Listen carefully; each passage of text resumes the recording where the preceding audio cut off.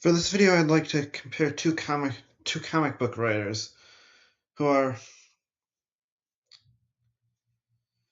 Steve Englehart, who had a notable run on notable runs on on Captain America, Doctor Strange, Batman, etc., and then Chris Claremont, who is famous for mostly X-Men, although he did write some other stuff.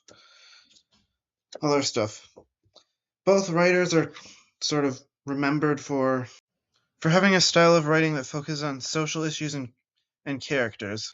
And I'm comparing them because I think because Englehart was like an LII and Claremont was in EII, and they did certain things and they're sort of remembered in ways that seem similar on the surface but aren't really as similar as they seem. Both are sort of known for are known for sort of have a reputation for socially charged and character driven sort of storytelling. But just reading them, you can kind of see that they both kind of do one side are focused on one side of that, and the other side, to the extent that it exists, is mostly accidental. And I'll start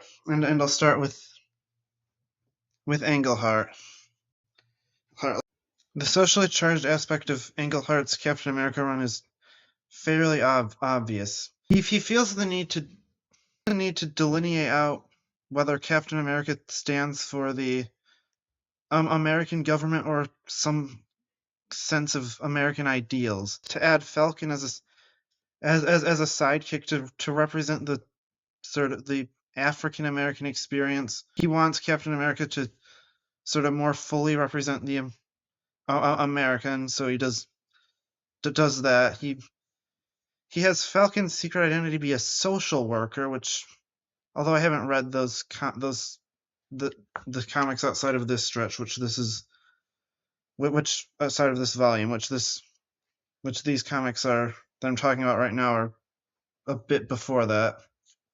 I can't imagine a profession that he could make Falcon, to be more to sort of that would force the comic to deal with social issues more than making him a literal social worker. Then as Watergate is happening, he makes Captain America have to fight a sort of conspiracy to take over the government, where at the end it's heavily implied that Nixon is the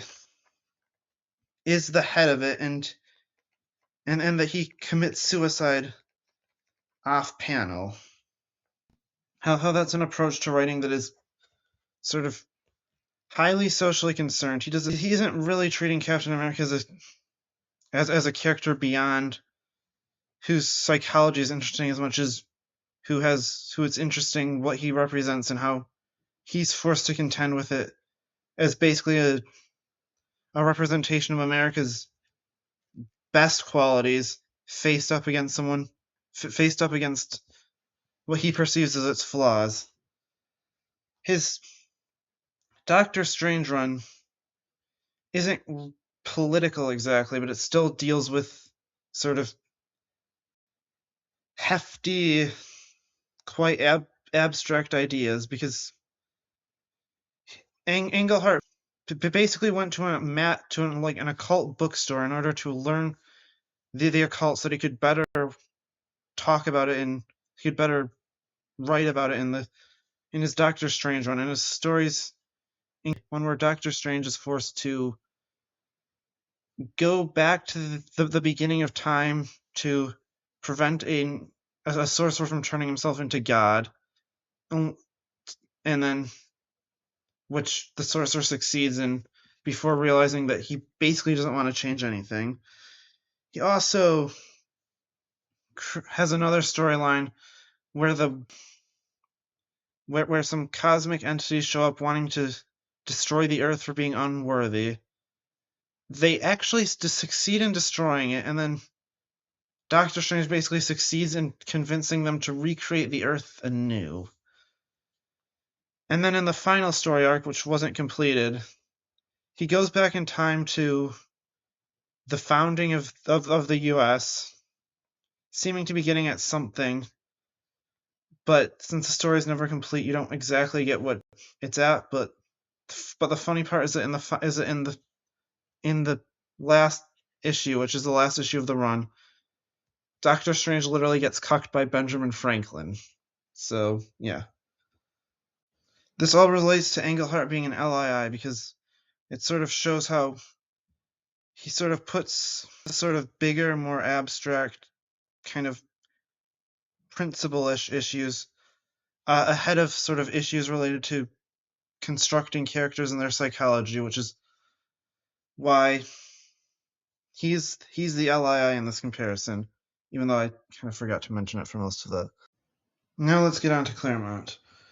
So the most famous sort of socially charged story is that Claremont wrote was the titular one of this volume, which is God Loves Man Kills, where there's basically a hate preacher who wants to kill mutants secretly and sort of forms a group, and there's sort of heavily analogized to the KKK throughout the story. It's subtext you almost can't miss. However, throughout most of this volume, there's not a ton of ideology in there. It's almost entirely character focused, and while some characters are ideological, it's often portrayed as something they have to overcome. Like for example, there's a character in the New Mutants, which is called Moonstar, who's basically a sort of Native American who doesn't trust the rest of society because of the reasons associated with that. And it's generally portrayed as her arc is to sort of get over that and and trust her friends more. Throughout much of the X-Men run, it's sort of jumping back and forth between various concepts. They go and fight various alien empires. It's mostly character drama. He seems interested in bringing out all the various characters the X-Men have to write. In this volume is basically a Wolverine miniseries. It's sort of seen as having given life to the character and gotten him away from being a quite unpopular character, the icon that he's become now. This relates to him being an EII because it's all about characters. He's bringing out all the characters. He wants to examine characters, have fun with them. He doesn't care that much about social issues, despite him literally having majored in political science. So that's FE or FI. I mean, you can also see the comparison in how both men talk about their careers in interviews in retrospect, where Claremont is pretty clear on its characters first and issues if they're relevant. Englehart's talking about how Secret Wars was him sort of dealing with the ideological fallout of Watergate, and he was very conscious of that being the motive in his writing. Overall, I think this is a good comparison between the two types because it shows how they're both sort of aware of each other's domains and its relevance to their domains of interest, but they don't really focus on it. Englehart's trying to examine ideas through characters, and Claremont's trying to examine characters who have ideas because they're people.